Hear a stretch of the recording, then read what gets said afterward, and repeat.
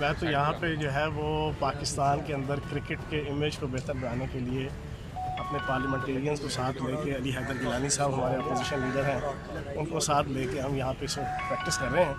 تو آپ ہی لوگ مجھے بتا رہے ہیں کہ ترجمان کے عہدے سے ہٹا دیے. میرا خیال ہے کہ میں اچھی ترجمانی نہیں کر سکا. تو میں اس بات کو ایکسیپٹ کرتا ہوں کہ میں ترجمانی کا فریضہ ٹھیک طریقے سے انجام نہیں دے سکا. تو وزیر اعلیٰ پنجاب عثمان بزدار صاحب کا پازیٹیو ہے, جس کو مرضی اپنا ترجمان بنائے, انہوں نے ترجمان بنا دیا. چوہان صاحب یہ بتائیے کہ اچھی ترجمانی کرنے کے لیے آپ کیا سمجھتے ہیں؟ آپ کا اتنا تجربہ ہے, 3 مرتبہ اس سیٹ پہ رہ چکے ہیں, کیا ضروری ہے اچھی ترجمانی کرنے کے لیے؟ ابھی تک آپ نے کیا آبزرو کیا؟ مجھے اس کا کوئی خاص علم نہیں ہے. میں تو سمپل اتنا کہوں گا کہ وہ زیادہ اچھے طریقے سے ترجمانی کریں گے. جو کیا نام ہے, حسان خاور صاحب جو ہے نا, وہ زیادہ اچھے طریقے سے ترجمانی کر لیں گے.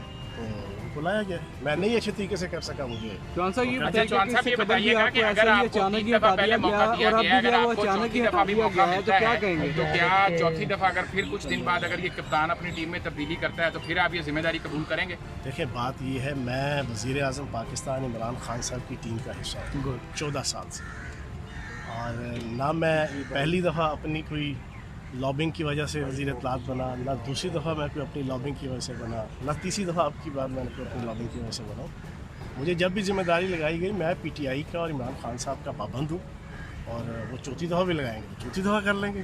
YouTube پر گوگلی نیوز دیکھنے کے لیے youtube.com کی سرچ بار میں googly news T V type کریں. گوگلی نیوز کے پیج پر سرخ رنگ کے سبسکرپشن والے بٹن پر کلک کرنا نہ بھولیے. YouTube پیج پر اپلوڈ ہونے والی ویڈیوز سے باخبر رہنے کے لیے بیل آئیکن پر کلک کیجیے. آپ کو ہر نئی ویڈیو کے بارے میں نوٹیفیکیشن موصول ہو جائے گا.